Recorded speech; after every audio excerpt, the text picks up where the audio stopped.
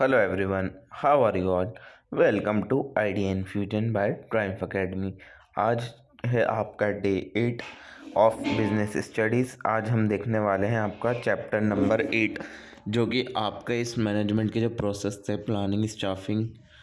Planning organising staffing directing controlling.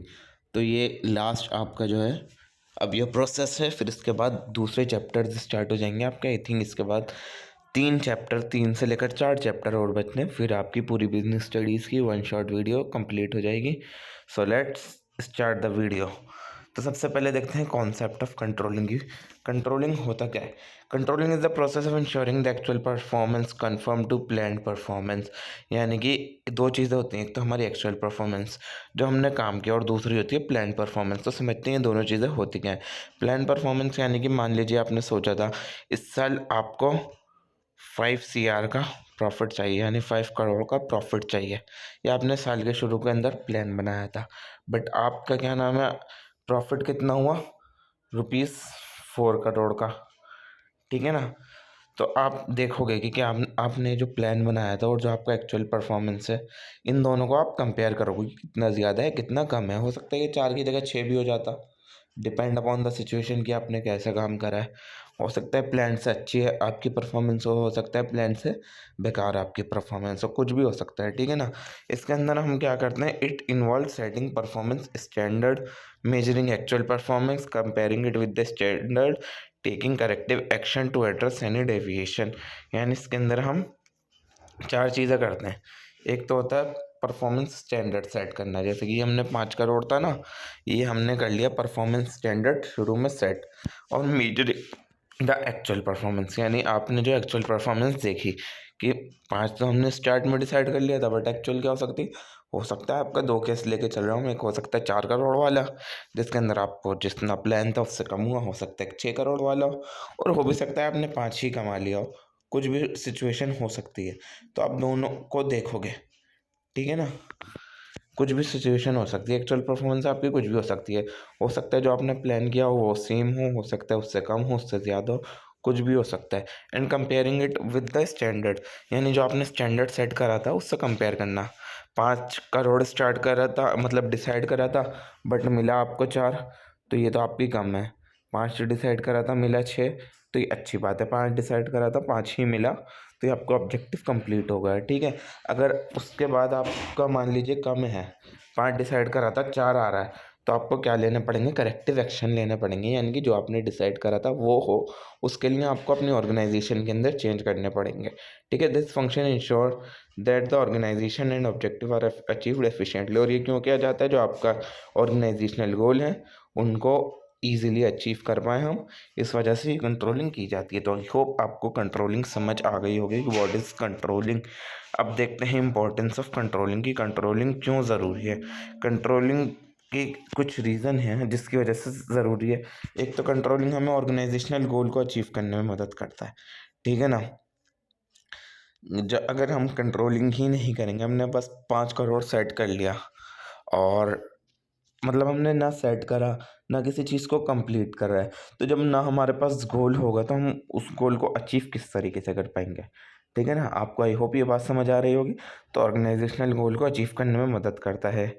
और दूसरा है जजिंग एक्यूरेसी ऑफ स्टैंडर्ड, यानी कि आपने जो स्टैंडर्ड सेट करा था वो कितना एक्यूरेट है। ठीक है ना? अब ऐसा नहीं है, क्या नाम है, आप 5 करोड़ कमा सकते थे, आपको पता था कि हम इतने तो कमा ही सकते हैं, बट आपने स्टैंडर्ड क्या सेट कर लिया, 100 करोड़ का, जो कि आपके लिए इस साल पॉसिबल ही नहीं है। ठीक है ना? वो इम्पॉसिबल सी चीज़ है। तो आपके स्टैंडर्ड भी एक्यूरेट होने चाहिए। तो ये इसकी बात थी। और एफिशिएंट यूज़ ऑफ रिसोर्सेज, ठीक है, जितने भी रिसोर्सेज हैं हमारे वो अच्छे से यूटिलाइज हो, उनका ढंग से यूज़ हो, और वेस्टेज हमारी कम से कम हो। इसमें भी हमारी कंट्रोलिंग मदद करती है। इम्प्रूविंग एम्प्लॉय मोटिवेशन, अब जैसे कि हम कंट्रोलिंग अपने सामान की भी करते हैं और अपने एम्प्लॉयज़ की भी करते हैं। ठीक है ना? उनको फीडबैक देते हैं हम कि उन्होंने क्या परफॉर्मेंस करा और हमें उनसे क्या उम्मीद थी। ठीक है ना? और हमें क्या रिजल्ट मिला, उस हिसाब से जो है एम्प्लॉय हमारे मोटिवेट होते हैं। और उसके बाद आता है आपका इंश्योरिंग ऑर्डर एंड डिसिप्लिन, आप अगर आपके क्या नाम है वो बने हुए हैं, डिसिप्लिन्ड बने हुए हैं, वर्क एनवायरनमेंट अच्छा है आपका, तो आपका डिसिप्लिन भी अच्छा होगा, ठीक है ना। कंट्रोलिंग अगर ठीक ढंग से हो रही है तो आपकी ऑर्गेनाइजेशन के अंदर सारी चीज़ें ऑर्डर में वर्क करेंगी और डिसिप्लिन होगा आपकी ऑर्गेनाइजेशन के अंदर। Facilitating coordination and it ensure that all department and employ work harmoniously toward common organisational goal, यानी कि अगर कंट्रोलिंग ठीक ढंग से हो रही है तो वो ये इंश्योर करती है कि जितने भी डिपार्टमेंट हैं सारे, सेल, परचेज, एडवर्टीजमेंट, एचआरएम, जितने भी डिपार्टमेंट और जितने भी एम्प्लॉयज़ हैं वो सारे मिलजुल कर शांति से एक ही ऑर्गेनाइजेशनल गोल को अचीव करने के लिए काम करें। तो ये थे आपके कि किस वजह से हमारे लिए कंट्रोलिंग ज़रूरी है। एक तो ऑर्गेनाइजेशनल गोल अचीव करने में मदद करती है, दूसरा जजिंग एक्यूरेसी ऑफ स्टैंडर्ड, तीसरा आ गया efficient use of utilisation, fourth आ गया आपका इम्प्रूविंग एम्प्लॉय मोटिवेशन, फोर्थ होगा ensuring order and discipline, and fifth is facilitating coordination. ठीक है, आगे चलते हैं। अब देखते हैं प्लानिंग और कंट्रोलिंग के बीच में रिलेशनशिप क्या है, किस तरीके से प्लानिंग और कंट्रोलिंग इंटरकनेक्टेड हैं आपस में। ठीक है, planning and controlling are closely related function of management, यानी ये दोनों क्या हैं, एक दूसरे से रिलेटेड है। अब किस तरीके से रिलेटेड हैं देखते हैं। Planning involve setting objective and determining the courses of action to achieve them. हमने पहले ही चैप्टर के अंदर देख लिया था कि प्लानिंग के अंदर हम क्या करते हैं, ऑब्जेक्टिव सेट करते हैं कि हमें 5 करोड़ की सेल करनी है, 10 करोड़ की सेल करनी है, 3 करोड़ प्रॉफिट कमाना है। ठीक है, ये हम चीज़ें पहले से डिसाइड करते हैं और उसको किस तरीके से हमें अचीव करना है, ये सारा हमारा किसका काम होता है, प्लानिंग का। उसके लिए पूरा एक प्लान बनाना, ये सब प्लानिंग के अंदर इंक्लूड होता है कि हमें क्या अचीव करना है साल के एंड तक और उसके लिए किस तरीके से काम किया जाना चाहिए। ये सब चीज़ें होती हैं हमारी प्लानिंग का part. Well controlling ensure that activities are carried out as per their plan, और कंट्रोलिंग का काम होता है लास्ट वाला कि जो आपने प्लान बनाया था क्या वो सक्सेसफुल हो पाया या नहीं, सारी चीज़ें हम कर पाए या नहीं, ये चेक करना किसका काम होता है, कंट्रोलिंग का। सो अगर हम देखें तो वही बात आ गई जो मैं आपको बताने वाला था। Without controlling planning is ineffective and without planning controlling is baseless. यानी अगर आपने कंट्रोलिंग नहीं करी और प्लान बना लिया तो फ़ायदा क्या हुआ आपका। आपने सोचा था 5 करोड़ की सेल करेंगे, प्लान बना लिया, साल के एंड में चेक ही नहीं करा कितने की सेल करी, तो आपके प्लान बनाने का कुछ फ़ायदा हुआ नहीं ना। ऐसे ही अगर आपने प्लान ही नहीं बनाया तो साल के एंड में कंट्रोल क्या करोगे भाई, आपको पता ही नहीं है कि आपको किस चीज़ से कंपेयर करना है, तो कंट्रोलिंग तो बेसलेस हो गई ना, उसका कोई मकसद नहीं बनता। ठीक है, तो सीधी-सीधी क्या बात हो गई, without controlling planning is ineffective and without planning controlling is baseless. तो दोनों चीज़ें इंटरडिपेंडेंट हैं, यानी दोनों एक दूसरे पर बहुत ही ज़्यादा डिपेंड करती हैं। बिना प्लानिंग के कंट्रोलिंग नहीं है और बिना कंट्रोलिंग के प्लानिंग नहीं है। तो आई होप ये आपको समझ में आ गया होगा कि किस तरीके से दोनों चीज़ें आपकी इंटरकनेक्टेड हैं। अब देखते हैं स्टेप्स क्या-क्या होते हैं हमारे कंट्रोलिंग के प्रोसेस के अंदर। सबसे पहले आता है सेटिंग परफॉर्मेंस स्टैंडर्ड। ठीक है, हम पहले स्टैंडर्ड सेट कर लेते हैं इसके अंदर जिससे हमें एक्चुअल परफॉर्मेंस को कंपेयर करना है, यानी कि भाई 5 करोड़ था वो हमारे क्या हो गए, वो हो गया हमारा स्टैंडर्ड जो कि हमने सेट कर लिया सबसे पहले, चलो कर लिया। फिर दूसरी बात हो गई, हमने एक्चुअल परफॉर्मेंस को मेजर करा। मान लीजिए 4 करोड़ की सेल हो पाई, बस हमने 5 की सोची थी, बस हो कितने की पाई, 4 करोड़ की। तो दूसरा भी मेथड हमने कर लिया कि हमने एक्चुअल परफॉर्मेंस को क्या कर लिया, मेजर कर लिया। तीसरा हो गया कंपेयरिंग एक्चुअल परफॉर्मेंस। अब हम देख रहे हैं कि ये जो हमारी एक्चुअल परफॉर्मेंस है वो इससे ज़्यादा है, कम है, बराबर है। ठीक है ना, बट हमारे केस के अंदर क्या है, जो हम केस लेके चल रहे हैं उसके अंदर हम कंपेयर करने के बाद क्या देखते हैं कि हमारी जो परफॉर्मेंस आई है वो स्टैंडर्ड से कम आई है, यानी 5 करोड़ से कम आई है 4 करोड़। ठीक है, अब एनालाइजिंग डेविएशन। अब हम देखेंगे कि क्या हमसे कमी रह गई जो हम 1 करोड़ से पीछे रह गए। ठीक है, हम अपनी कमियां देखेंगे कि किसकी वजह से हम क्या रह पा रहे हैं कि इतना प्रॉफिट नहीं कमा पा रहा है। ठीक है, अब हमने देख ली, अच्छा ये कमी थी, मान लो कुछ कमी निकल गई कि हमारी कौन सी प्रोडक्ट पी की क्वालिटी अच्छी नहीं थी। ठीक है, ये अब हमने देख लिया, अच्छा ये कमी थी, तो अब हम करेक्टिव एक्शन लेंगे। उसके लिए क्या करेंगे, इसकी क्वालिटी को इम्प्रूव करने की कोशिश करेंगे और अगले साल और ज़्यादा मतलब दोबारा से प्लानिंग कंट्रोलिंग करके अपना गोलों को अचीव करने की कोशिश करेंगे।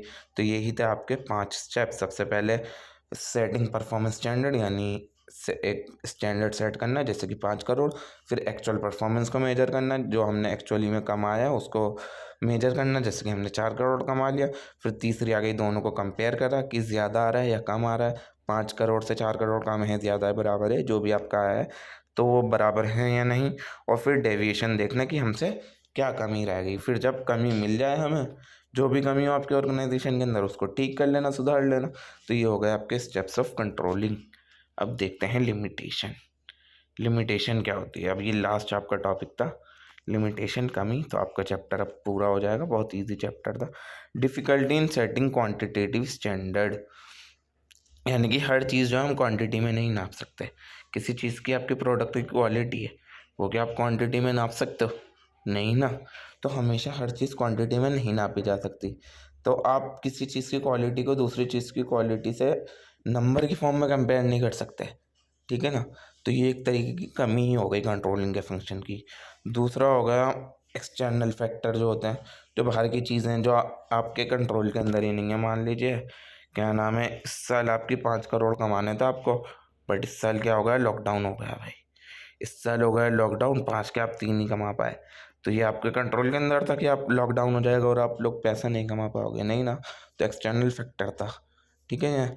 और रेजिस्टेंस फ्रॉम एम्प्लॉय, बहुत सारे एम्प्लॉय जो हैं वो कंट्रोलिंग को रेजिस्टिव समझते हैं, ठीक है, जिसकी वजह से ये नहीं हो पाता है अचीव आपका। और लास्ट का आ गया कॉस्टली अफेयर, यानी कि ये पूरी सारी चीज़ें करना बहुत ज़्यादा कॉस्टली होता है कंट्रोलिंग करना, ठीक है।